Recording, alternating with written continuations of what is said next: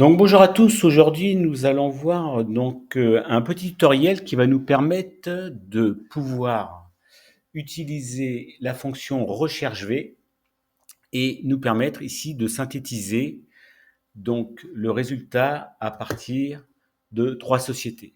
Alors on est parti du principe ici que nous avons donc trois jolis tableaux qui représentent trois sociétés différentes, donc la société STE1, STE2 et STE3, qui nous donnent un solde intermédiaire de gestion avec des données complètement fictives, et on souhaiterait interroger ici en fonction du nom de la société, voilà, avoir les éléments qui correspondent donc au chiffre d'affaires, aux marges commerciales, aux marges brutes, etc. Donc tout ce qui est en vert dans chaque tableau distinct.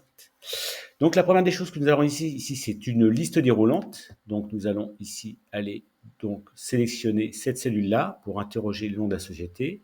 Donc l'onglet données, validation des données ici, et nous allons proposer d'avoir donc la fameuse liste quand vous ouvrez liste validation des données, et on va saisir dans la source les sociétés STE1, point virgule, STE2, point virgule, STE3. Donc ça, c'est la validation des données qui permet d'avoir la liste de sociétés.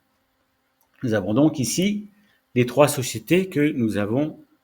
On va sélectionner par exemple la première, la STU. Je vais juste la positionner et la recadrer. Ici, alors on va augmenter un petit peu la taille. Parfait. Hop, on va la mettre en évidence.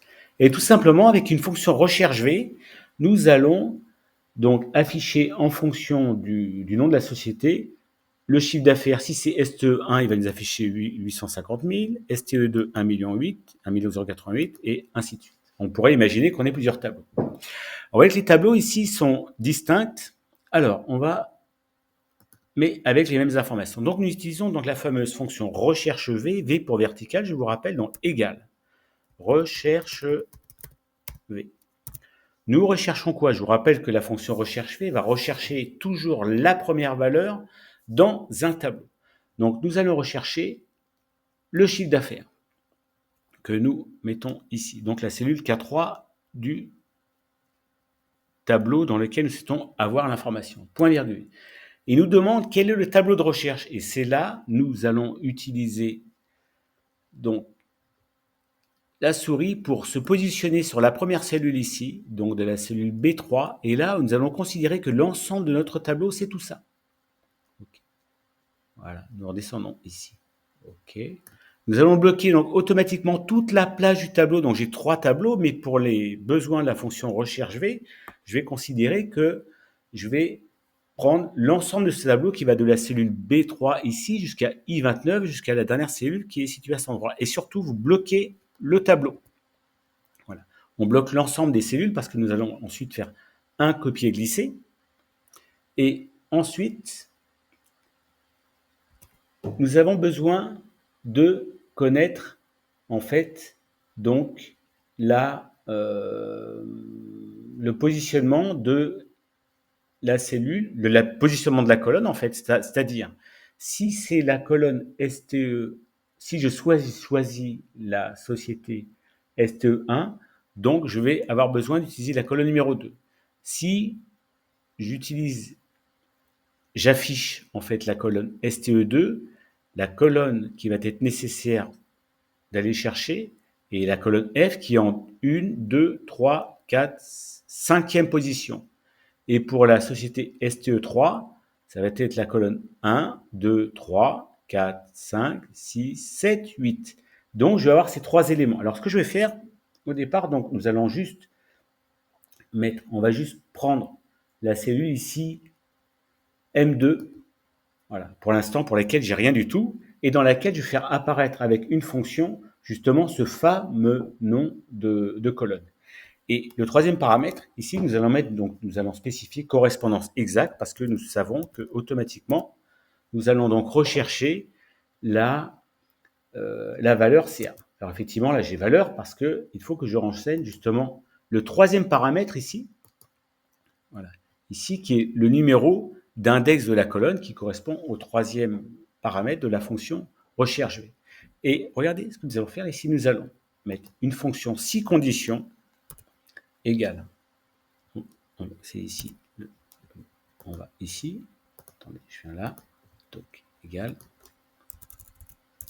Nous allons mettre une fonction si condition. Nous allons dire, voilà. Si point condition. Si.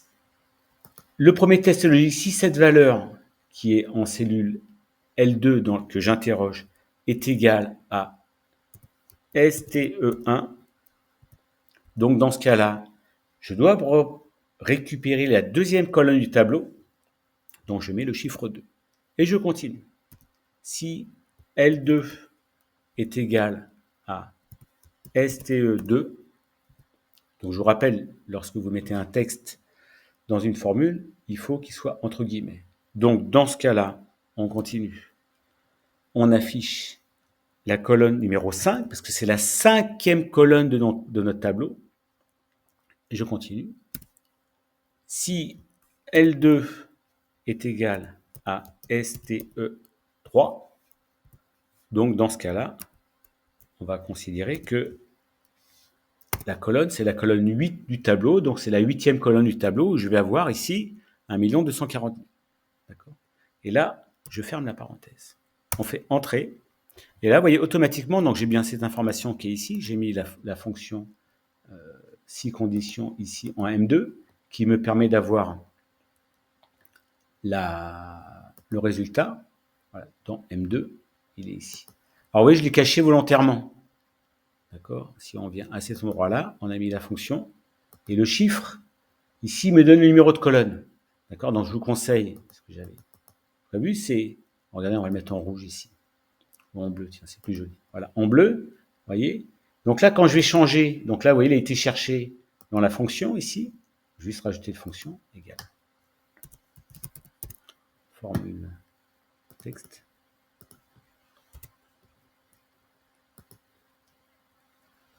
Voilà, si vous regardez la formule texte, en fait, qu'est-ce qu'on fait? On va chercher l'information, donc le chiffre d'affaires CA qui est en cellule K3, dans l'ensemble de notre tableau qui va de B3 à L29 ici. D'accord? Il est là notre ensemble de tableaux. C'est tout ça le tableau. Hein. B3 jusqu'à I29. Voilà. Après, nous avons besoin de connaître la troisième colonne du tableau qui est fournie ici en M2. Voilà. M2 qui est uniquement réalisé à partir de la fonction si condition qui se base en fait sur le nom de la société. Et regardez, quand je change le nom de la société ici, changeons le nom de la société avec le menu déroulant. Ici, je passe STE2. Automatiquement, je vais bien avoir le montant ici 1 080 000. Il revient. Et je continue. Et STE3. Voilà, 1 140 000. Une fois que là, mon travail est réalisé, donc, je vais juste masquer cette information-là, parce qu'en fait, on n'a pas besoin de savoir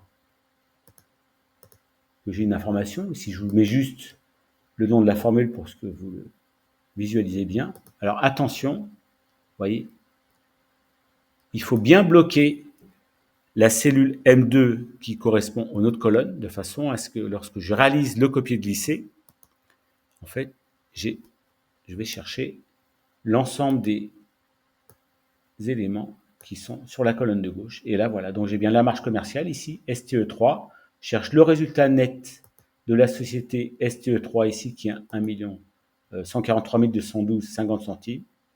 Là, en fait, il a été arrondi, peu importe, voilà. Et là, dès l'instant où vous changez la société, voilà, il va chercher systématiquement le numéro de colonne ici qui correspond, que j'ai mis ici en M2, d'accord. Et ce qui me permet de pouvoir, avec cette fonction-là, d'avoir un condensé issu des tableaux. Donc, on pourrait imaginer avoir plusieurs tableaux qui, initialement, on avait juste comme objectif de faire joli. Voilà, vous voyez, ici, mon tableau initial est bien comme celui-ci. Donc, je peux effectivement les prendre et les imprimer chacun individuellement.